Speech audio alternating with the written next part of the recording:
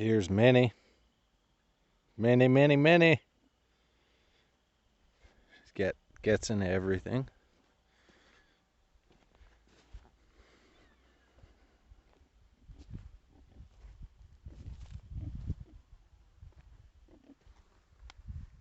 Here's the girls.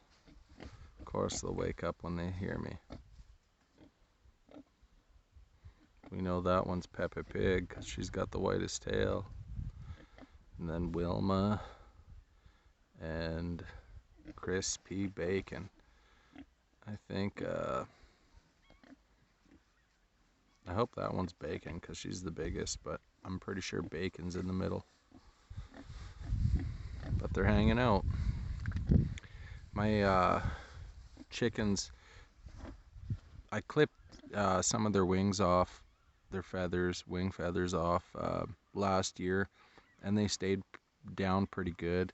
The fence here is 6 feet high, but they still jump on top of these roofs.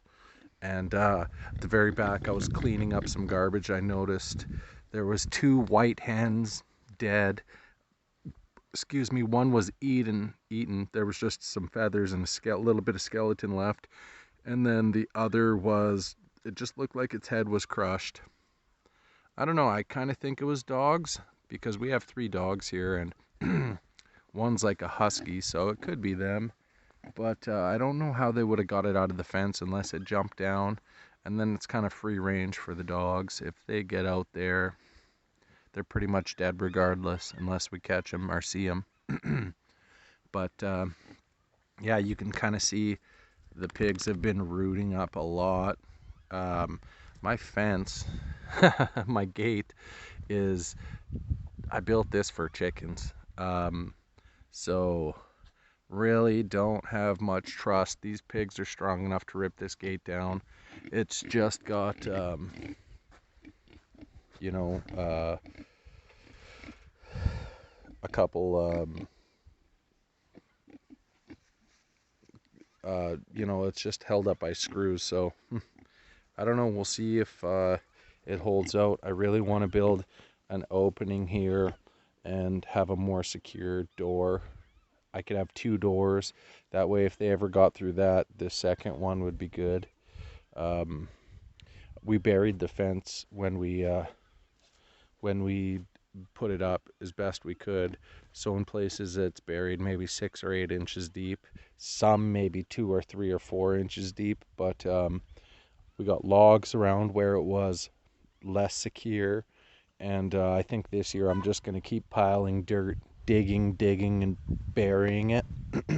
This soil, the ground in here has come up at least 1.5 to 2 feet just from straw, hay, and everything like that, right? So we've been building up the ground there. It slopes quite down towards that water hole I have for the pigs. So we'll see what happens. Still a lot of cleaning to do out here and whatnot. I'd like to really utilize this fence and see what I could grow along the backs and whatnot. It would help with shade and you know, utilizing space that we don't have any use for right now. So many trees and whatnot to open up, but everything we've done, this was all bush, all of this, and it took, I don't know, 6 or 8 of us an afternoon to fall all the trees. You can kind of see it in the back just by chainsaw, and maybe 4 or 5 men and 4 or 5 women working together and just falling stuff, hauling it out, burning what we could, taking some away. I wanted to rent a mulcher so we could just mulch all of this and you know what I mean, just let it become soil eventually, mulch it all, put down wood chips everywhere. But that's super expensive to rent. You know, you have to be willing to throw down $500 to $1,000 for a weekend or a few days. So I just don't have that in the budget.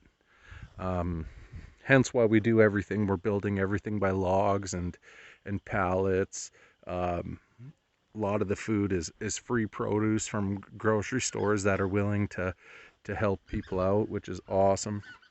And a lot of the stuff is stuff I could acquire freely or trade for eggs or chicken. Now we have pork to barter with eventually, but there's not a whole lot. There's going to be one for my family, one for the in-laws, and then hopefully one for sale to a family that wants some ethically raised pork. But we'll see. We gotta get rid of all this stuff. We should have burned it this winter, but we didn't. Now it's starting to warm up. We'll see how it goes.